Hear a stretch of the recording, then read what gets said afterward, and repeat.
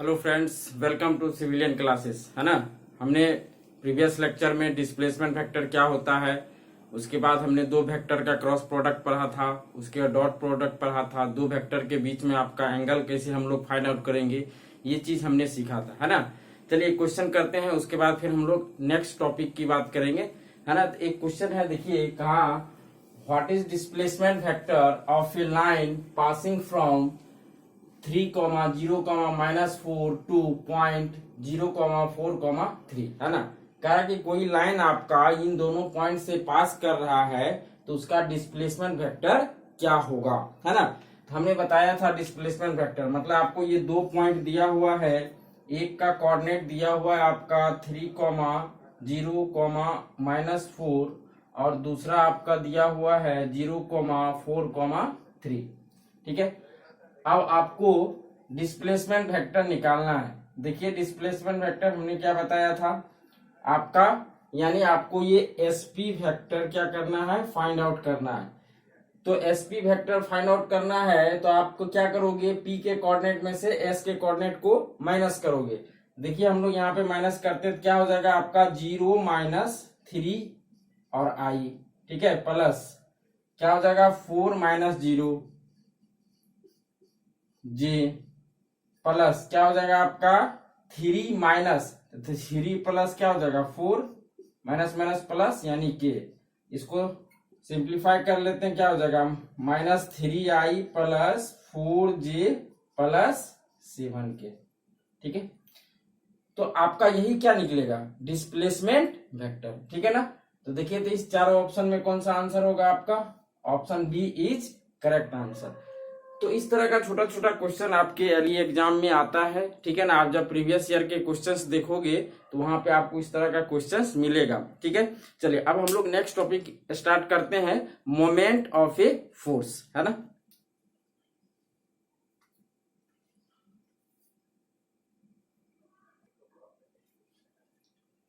चलिए हम लोग अब सीखते हैं कि आपका मोमेंट क्या होता है ना।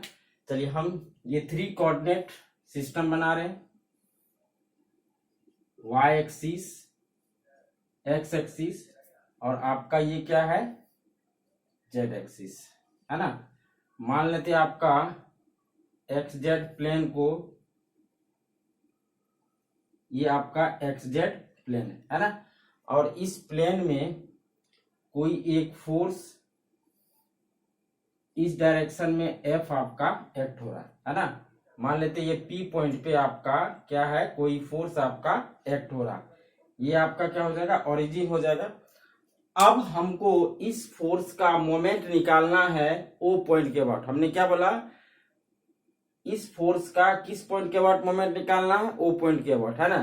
तो मोमेंट जब भी आपसे पूछा जाएगा वो किसी न किसी पॉइंट या किसी न किसी एक्सिस के अबाउट ही पूछेगा। तो देखिए मोमेंट का जो डिफिनीशन होता है, मोमेंट आपका होता है, इसको m से रिप्रेजेंट करते हैं, ये होता है फोर्स इनटू परपेंडिकुलर डिस्टेंस। है ना। Perpendicular distance of force F from point O। है ना। Force into perpendicular distance of force F from point O। है ना। पॉइंट O से ये जो लाइन ऑफ एक्शन फोर्स का है, इस लाइन ऑफ एक्शन के परपेंडिकुलर डिस्टेंस, अभी आपको कोई, तो हम चलिए यहां से एक परपेंडिकुलर डिस्टेंस यहाँ पे ड्रॉ कर देते हैं ना, परपेंडिकुलर डिस्टेंस, और इसको मान लेते हैं d। है ना। तो यानी आपका ये जो मोमेंट होगा वो मोमेंट आपका क्या हो जाएगा, फोर्स F है इंटू डी, यही आपका क्या होता है, मोमेंट होता है। क्लियर है ना। तो सिंपल डिफिनीशन है कि यदि आपको मोमेंट किसी भी पॉइंट के अबाउट निकालना है तो जो फोर्स के लाइन ऑफ एक्शन है, उस लाइन ऑफ एक्शन का हम लोग क्या करेंगे, परपेंडिकुलर डिस्टेंस मालूम कर लेंगे और उस फोर्स के मैग्नीट्यूड से मल्टीप्लाई कर देंगे, तो आपको क्या निकल जाएगा, moment about point O। Clear है ना। तो अब देखो ये तो हो गया आपका सिंपल डिफिनीशन, लेकिन ये मोमेंट का फिजिकल सिग्निफिकेंस क्या होता है। यदि किसी भी बॉडी पे आपका मोमेंट क्रिएट हो रहा तो वो क्या उसका फिजिकल सिग्निफिकेंस क्या होगा। जैसे मान लीजिए आपका ये एक्स जेड प्लेन है, इस एक्स जेड प्लेन में ये एफ लग रहा है, तो ओ पॉइंट के अबाउट आप मोमेंट निकाल रहे हो, तो देखो ये मोमेंट क्या करेगा, इसको क्या करेगा, रोटेट करवाएगा। किस एक्सिस के अबाउट, जो इस प्लेन पे परपेंडिकुलर है ना। इस प्लेन पे परपेंडिकुलर क्या है, वाई एक्सिस है ना। इसको हम लोग काउंटर क्लॉकवाइज बोलेंगे या एंटी क्लॉकवाइज बोलेंगे।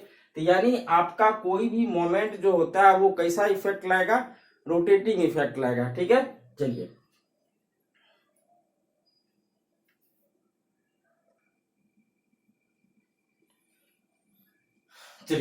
देखिए, तो आपका मोमेंट यदि लग रहा है तो वो कैसा इफेक्ट लाएगा, रोटेटिंग। वही चीज यहाँ पे लिखा हुआ है, moment M represents the tendency of the force F to rotate the body about an axis which is passing through O and this axis is perpendicular to the plane of force, है ना।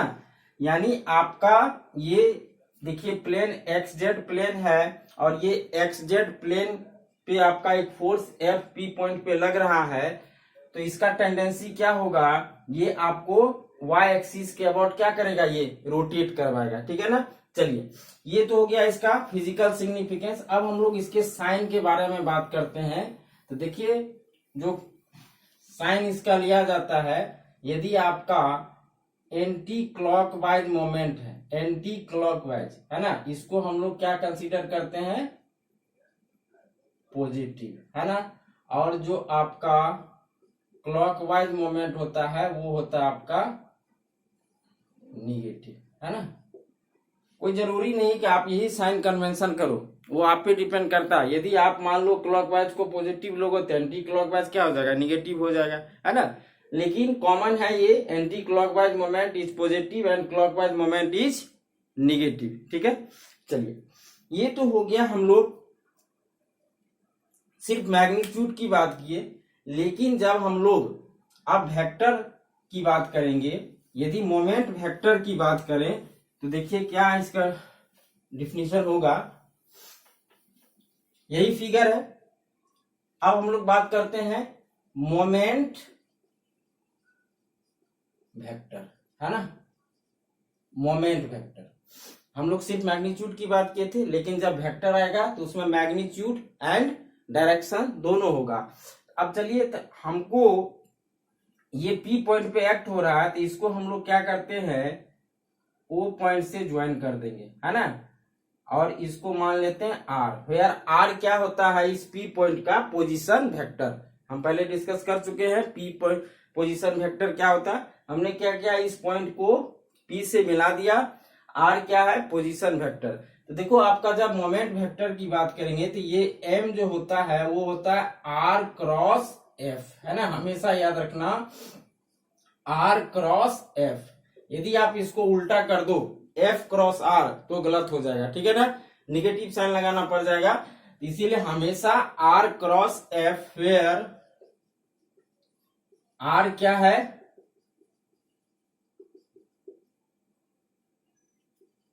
Position vector, और F आपका क्या होता है, force vector, force vector, है ना। मान लेते हैं लेट आपका यदि एफ दिया हुआ है एफ एक्स आई प्लस एफ वाई जे प्लस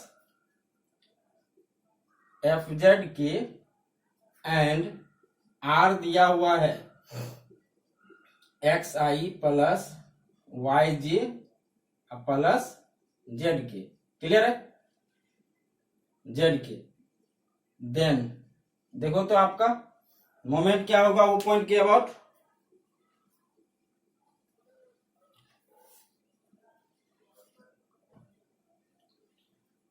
तो मोमेंट होता है आर क्रॉस एफ, यानी, और हमने क्रॉस प्रोडक्ट बता दिया था, आर क्रॉस एफ, है ना। इसको हम लोग डिटर्मिनेंट फॉर्म में लिखेंगे, क्या लिखेंगे, आई जे और के, है ना।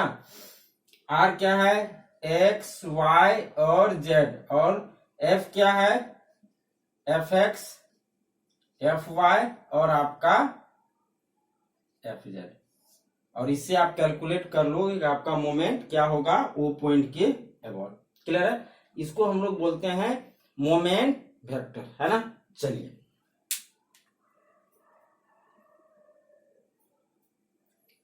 मोमेंट वेक्टर,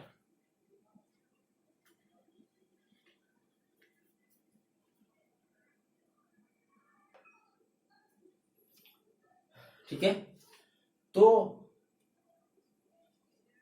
m बराबर था r क्रॉस f, है ना। यदि हम लोग इसका मैग्नीट्यूड की बात करें तो बताइए आपका क्रॉस प्रोडक्ट में क्या हो जाएगा, mod r mod f sine theta, ये इसका क्या होगा, मैग्नीट्यूड होगा, है ना।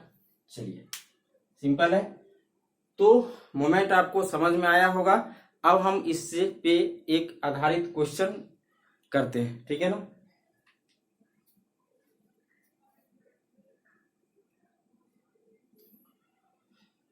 देखिए क्वेश्चन है कि मान लो आपका ये कोई बीम है ना। सपोज करते ये मान लो कोई रॉड है या बीम है, वो इस पॉइंट ओ पॉइंट पे आपका क्या है, फिक्स है।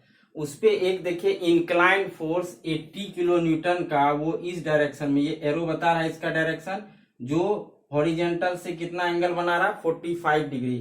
कह रहा है कि आप इस फोर्स के कारण आपका ओ पॉइंट के अबाउट मोमेंट निकालिए। तो ये डिस्टेंस दिया हुआ है 2 मीटर, है ना। तो हमने क्या बोला कि आपको मोमेंट निकालने के लिए जो फोर्स का लाइन ऑफ एक्शन होता है उसके परपेंडिकुलर डिस्टेंस को फाइंड आउट करना। यदि किसी के मन में मान लो ऐसा आएगा कि हम ऐसा कर दें मोमेंट अबाउट ए, अब झट से देखेगा भाई फोर्स कितना आ रहा है 80 और कितना डिस्टेंस पे 2, मल्टीप्लाई कर देगा 2, अब बोलेगा आंसर, तो ये आंसर 160 किलो न्यूटन मीटर, ये आपका रॉन्ग हो जाएगा, ठीक है ना। ऐसे नहीं करना। जब भी आप डिस्टेंस लोगे तो डिस्टेंस हमेशा क्या होगा, जिस पॉइंट के अबाउट आप निकाल ले उस पॉइंट से देखो लाइन ऑफ एक्शन पे परपेंडिकुलर डिस्टेंस क्या आएगा। तो आप देखिए, तो हम लोग यहाँ पे थोड़ा सा कंस्ट्रक्शन करते हैं और परपेंडिकुलर डिस्टेंस हम क्या करते हैं, इस फोर्स को आप क्या करो इधर एक्सटेंड कर दो, है ना। किसी भी फोर्स को आप लॉ ऑफ ट्रांसमिसिबिलिटी के अकॉर्डिंग आप उसी बॉडी पे उसके सेम डायरेक्शन में एक्सटेंड कर सकते हो, डायरेक्शन चेंज नहीं करना है। चलिए ये डायरेक्शन हो गया, ये डायरेक्शन हो गया, देखिए, है ना। यदि ये एंगल 45 तो ये एंगल भी क्या हो जाएगा 45। अब यहां से एक परपेंडिकुलर डिस्टेंस हम ड्रॉ कर दिए, मान लेते ये आपका डी। अब आपको समझ में आ रहा होगा कि ये डी क्या होगा। अब यहां से डी निकालेंगे, बताइए ये आपका क्या है। यदि मान लो इसको हम ए पॉइंट ओ ए मान ले तो आपका ट्रायंगल ओ ए, मान लो इसको बी, है ना, ओ ए बी एक आपका राइट एंगल ट्रायंगल, और राइट एंगल ट्रायंगल में यदि हम लोग साइन 45 डिग्री, बताइए क्या हो जाएगा आपका, इसके सामने ये perpendicular D divided by hypotenuse, ये आपका 90 है, ये आपका ओ ए, और ओ ए है कितना यहाँ पे, यानी यहां से डी बराबर ओ ए इंटू साइन 45, ठीक है ना। ओ ए का वैल्यू रख दीजिए, क्या हो जाएगा 2 मल्टीप्लाई साइन 45 और साइन 45 1 बाय √2, क्या हो जाएगा 1 बाय √2, यानी हो जाएगा ये आपका √2, ठीक है। ये तो डी निकाल लिए। अब आपको क्या निकालना, मोमेंट निकालना है अबाउट। तो मोमेंट होता क्या है, force into perpendicular distance, perpendicular distance निकल गया, फोर्स कितना है 80 किलो न्यूटन मल्टीप्लाई √2, ये आ जाएगा किलो न्यूटन मीटर। इसको सॉल्व कर लेंगे, 80 मल्टीप्लाई 1.414, है ना। इसको आप सॉल्व कर लेंगे, ये आएगा आपका 113.12, है ना, 12 यदि किलो न्यूटन मीटर। क्लियर है। तो अब देखिए इसका डायरेक्शन क्या होगा। यदि कोई पूछ दे कि भाई ये क्लॉकवाइज है या एंटी क्लॉकवाइज, तो कुछ नहीं करना, अपने पेन को आप ये परपेंडिकुलर डिस्टेंस पे रखे और ये फोर्स का डायरेक्शन ये है, इसको कैसे घुमा रहा जी, देखो कैसे घुमा रहा, क्लॉकवाइज ना।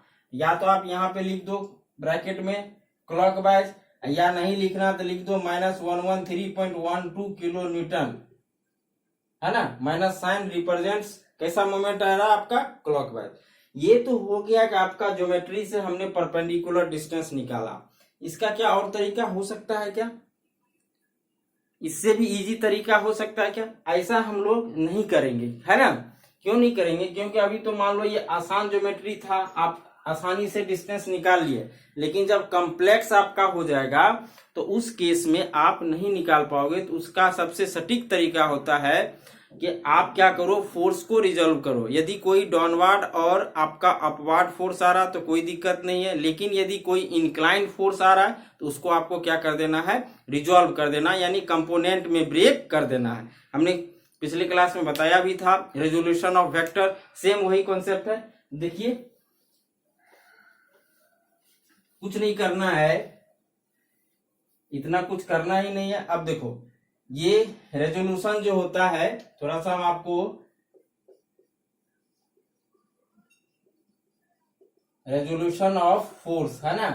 देखिए मान लेते हैं ये आपका क्या है, वाई एक्सिस और ये आपका एक्स एक्सिस। कोई फोर्स आपका एफ इस डायरेक्शन में एक्ट हो रहा है, थीटा एंगल बना रहा है, किससे, हॉरिजॉन्टल से।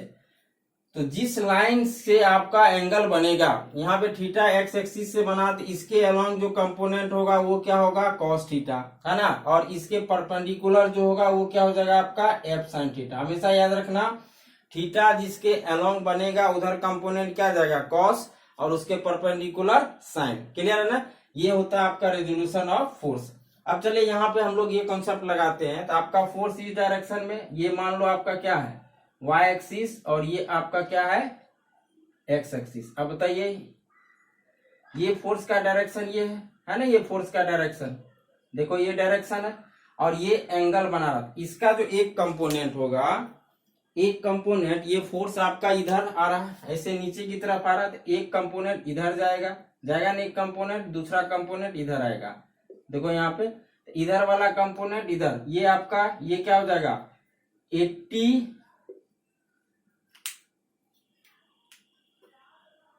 यदि इस कंपोनेंट की बात करें, फोर्स का मैग्नीट्यूड 80, और ये क्या हो जाएगा आपका, देखो ये एंगल इसके साथ आ रहा है, क्या हो जाएगा आपका cos 45 डिग्री, है ना। कितने लोग रट लेते हैं कि भाई हॉरिजॉन्टल कंपोनेंट क्या होता है, cos होता है, और वर्टिकल कंपोनेंट आपका क्या होता है, साइन होता है। ऐसा कोई जरूरी नहीं, ये डिपेंड करता है कि एंगल आपका किधर बन रहा है ना। एंगल देखो यहाँ पे हॉरिजॉन्टल के साथ बना तो आपका cos, और वर्टिकल आपका क्या हो जाएगा, साइन। यदि मान लो आपका ऐसा हो जाए, हम कहे कि नहीं भाई आप एक एफ फोर्स है और ये एंगल आपका क्या थीटा है, अब यहाँ पे ये कंपोनेंट हो जाएगा एफ कॉस थीटा, और ये कंपोनेंट क्या हो जाएगा, एफ साइन थीटा। इसीलिए याद नहीं करना है कि आपका हॉरिजॉन्टल कॉस ही होगा, वो डिपेंड करेगा वो थीटा का, थीटा किधर से बन रहा है, ठीक है ना। चलिए हम लोग आते हैं,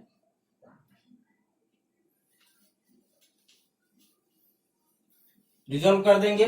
देखिए इधर आ गया आपका 80 cos 45, और इधर क्या आ जाएगा आपका 80 sin 45। अब आसानी से आपको बताओ, ओ पॉइंट के अबाउट मोमेंट निकालना है। तो यहाँ पे फोर्स का दो कंपोनेंट, एक हॉरिजॉन्टल कंपोनेंट देखो ओ से ही पास कर गया, और कोई फोर्स जिस पॉइंट के अबाउट आप मोमेंट निकाल रहे हो, यदि कोई फोर्स उसी पॉइंट से पास कर जाए तो उसके कारण मोमेंट क्या होगा, जीरो। क्यों जीरो होगा, क्योंकि कोई परपेंडिकुलर डिस्टेंस बनेगा ही नहीं, है ना। परपेंडिकुलर डिस्टेंस आपका जीरो हो जाएगा।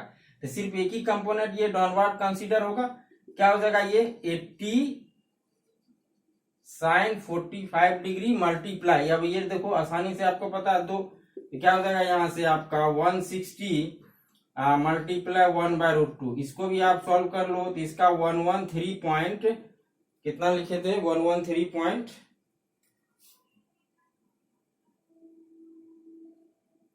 12, है ना, 12 किलो न्यूटन मीटर, है ना, काउंटर क्लॉकवाइज डायरेक्शन, है ना। तो यही तरीका हम लोग फॉलो करेंगे। तो मोमेंट आपको समझ में आया होगा, ठीक है।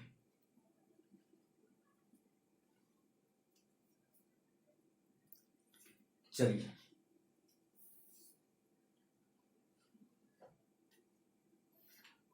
तो इस पे और क्वेश्चन हम लोग करेंगे, और नेक्स्ट लेक्चर में हम बात करेंगे वेरिग्नन थ्योरम का, और कपल क्या होता है उसके बारे में हम लोग बात करेंगे, ठीक है। यदि आप अभी तक एडमिशन नहीं लिए हैं बीसीसी लेटरल एंट्रेंस एग्जाम के प्रिपरेशन के लिए, तो हमारे सिविलियन क्लास के ऐप को अपने मोबाइल के प्ले स्टोर से डाउनलोड कीजिए। वहां से आपको सारे वीडियो मिल जाएंगे। अभी जो है ऑफर चल रहा है हमारा, जो बीसीसी लेटरल एंट्री का फी है वो 1000 है कुछ लिमिट समय के लिए, उसके बाद ये फी क्या होगा आपका एक्सटेंड हो जाएगा। यदि आप बीसीसी एलई का प्रिपरेशन करना चाहते हैं तो हमारे कोर्स को परचेज कीजिए और इसका लाभ उठाइए। Thank you.